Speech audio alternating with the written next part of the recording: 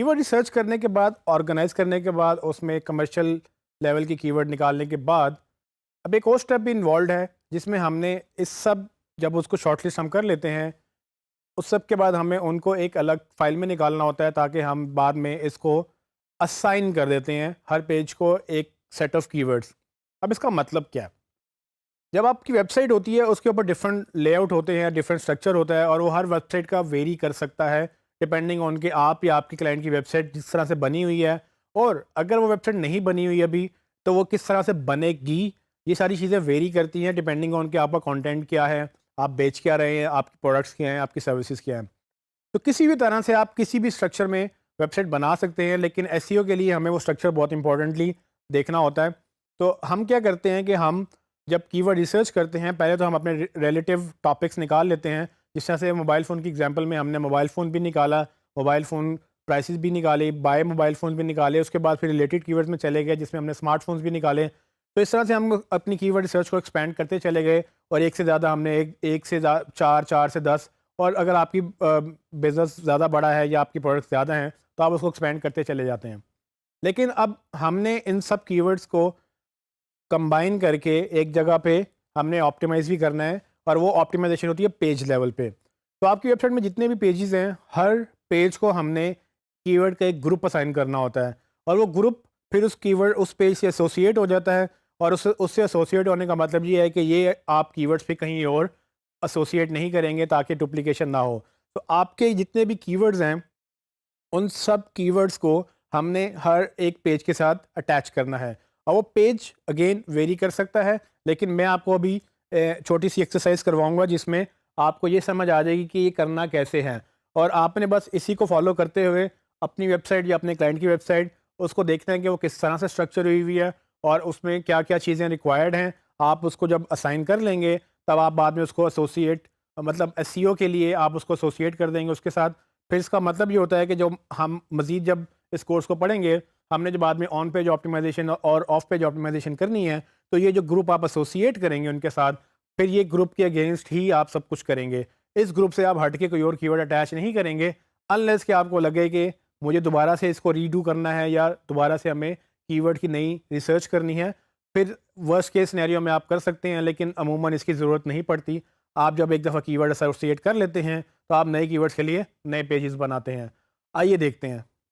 जिस तरह कि आप मेरी स्क्रीन पे देख सकते हैं कि मेरे पास वही मोबाइल स्टोर में कीवर्ड रिसर्च में 3 फ़ोल्डर्स हैं, जिसमें mobile phones, mobile phone accessories और स्मार्टफ़ोन्स हैं। मैं मोबाइल फ़ोन में जाऊँगा, जहाँ पर मैंने डेटा क्लीन किया था एक कीवर्ड रिसर्च का। अब चूँकि मुझे एक नई कीवर्ड फ़ाइल चाहिए, तो मेरी कोशिश ये होगी कि मैं इसी को डुप्लिकेट करूँ, ताकि मैं उसको छेड़छाड़ ना करूँ, मैं एक नई फ़ाइल बना लूँ। उससे फ़ायदा ये होगा कि मेरे पास पुराना डेटा भी रहेगा और मैं नया डेटा भी बना सकूँगा। इसको मैं रीनेम करना चाहूँगा, और इसमें क्लीन की जगह मैं अब इसको शॉर्ट लिस्टेड का वर्ड लिखूँगा। शॉर्ट लिस्टेड का मतलब ये है कि मैं जब इनमें से शॉर्ट लिस्ट कर लूँगा, और बाद में जब मुझे कभी इस फ़ोल्डर में या इस फ़ाइल को ओपन करना होगा, तो मुझे ये याद रहेगा कि ये कीवर्ड पे मैं काम कर चुका हूँ, और ये क्लीन करने के बाद मैंने उसमें से अपने रेलिवेंट ग्रुप्स के वो कीवर्ड शॉर्ट लिस्ट भी कर लिए हैं, और वो मैं आपको अभी बताता हूँ कि वो हम कैसे करेंगे। शॉर्ट लिस्ट करने के लिए आप उसको फ़ाइल को ओपन कर लें, आपके पास वही डेटा दोबारा से आ जाएगा जो आपने क्लीन किया था। मैं इस एग्जिस्टिंग फ़ाइल का नाम, इसको मैं रॉ का वर्ड दे सकता हूँ। ये वो रॉ कीवर्ड्स हैं जो बाय डिफ़ॉल्ट मुझे ऐसे ही मिले थे। आप इसको कुछ भी कर सकते हैं, आप कोई भी नाम इसको दे सकते हैं। जब इसका मैं नाम चेंज करूँगा, उसके बाद मैं इसको डुप्लिकेट करूँगा, ताकि इसी की कॉपी बन जाए और मैं उसमें से फिर शॉर्ट लिस्ट कर सकूँ। ये कॉपी क्रिएट करने के बाद मैं इसको भी रीनेम करूँगा, और इसका नाम मैं शॉर्ट लिस्टेड लिख सकता हूँ। शॉर्ट लिस्टेड फ़ाइल कॉपी करने के बाद अब मुझे इसमें से क्या करना है कि मुझे इसमें से डेटा क्लीन करना है, ताकि मैं एग्जिस्टिंग सारा डेटा डिलीट कर दूं और हमारे पास एक ब्लैंक शीट रह जाए। हेडिंग में डिलीट इसलिए नहीं कर रहा क्योंकि मुझे दोबारा कॉपी करनी पड़ेगी, तो हेडिंग हम वैसे ही रखेंगे। और ये जो फॉर्मेटिंग है, इसको क्लियर करने के लिए मैं यहाँ से फॉर्मेट पे जाके क्लियर फॉर्मेटिंग कर दूंगा, ताकि जो मैंने कलर कोडिंग की थी ग्रीन, येलो या रेड, वो सब कलर्स ख़त्म हो जाएं। तो अब मेरे पास बिल्कुल ब्लैंक डेटा है। मैं अब क्या करूँगा, मैं रॉ पे जाऊँगा और मैं देखूँगा कि मेरे कौन से वो ग्रीन कीवर्ड्स हैं या वो शॉर्ट लिस्टेड कीवर्ड थे जो मैंने एक पेज को असाइन करने हैं। सो ये मेरा जो पेज है, ये मोबाइल फ़ोन्स का पेज है और मैं इसके अगेंस्ट मोबाइल फ़ोन्स के कीवर्ड निकालूंगा। ये आप एक्सरसाइज हर कीवर्ड के लिए रिपीट करेंगे ताकि आपको ये पता हो कि आपने एक पेज के कौन से कीवर्ड्स निकालने हैं, और आप जितने भी ग्रीन कीवर्ड्स आपने शॉर्टलिस्ट किए होंगे आप उनको कॉपी करके अपने पास एक अलहदा ग्रुप में सेव कर लेंगे। तो जैसे कि आप देख सकते हैं कि मैंने 4 कीवर्ड शॉर्टलिस्ट कर लिए हैं, लेकिन इसमें से एक कीवर्ड मुझे नहीं करना था जो कि बेस्ट एंड्रॉयड फ़ोन है, तो इसको मैं डिलीट कर दूंगा क्योंकि ये सिर्फ मैं मोबाइल फ़ोन से रिलेटेड ही वर्ड्स चाहता हूँ। अब मैंने एक पेज के ऊपर 3 कीवर्ड शॉर्टलिस्ट किए हैं, तो आप किसी भी पेज पे 3-4 कम से कम या मैक्सिमम 10 से 12 कीवर्ड्स कर सकते हैं। आपको उससे ज़्यादा नहीं करने होते। अगर आपको ज़्यादा कीवर्ड्स लगें कि आपके ज़्यादा कीवर्ड्स रेलिवेंट हैं, तो आप उनको मज़ीद पेजेस में डिवाइड करके 5-6 कीवर्ड्स एक पेज पे आप डिवाइड कर सकते हैं ताकि आपको ओवर कीवर्ड्स की जो है वो पॉपुलेशन ना हो उसमें। गूगल इसको गलत समझता है और इसमें हम मज़ीद बात करेंगे, इसको कीवर्ड डेंसिटी भी बोलते हैं। तो हमें बस कीवर्ड लिमिटेड रखने होते हैं ताकि गूगल को पता हो कि कौन से कीवर्ड पे कौन सा पेज रैंक करना है। तो इस तरह से मैं एक ग्रुप बनाकर सिर्फ़ और सिर्फ इसी ग्रुप के अगेंस्ट एक पेज को असाइन करूँगा। अगर मुझे कोई और पेज क्रिएट करना है, मैं उसकी कीवर्ड सर्च करके उसको क्लीन करके उसके अगेंस्ट भी मैं ग्रुप ऐसे निकाल लूँगा और फिर मुझे ये पता होगा कि ये वो ग्रुप्स हैं जो मैंने किसी और पेज पे यूज़ नहीं करने। इस लेसन में मैंने क्लीन किए हुए कीवर्ड्स को शॉर्टलिस्ट किया डिफरेंट ग्रुप में।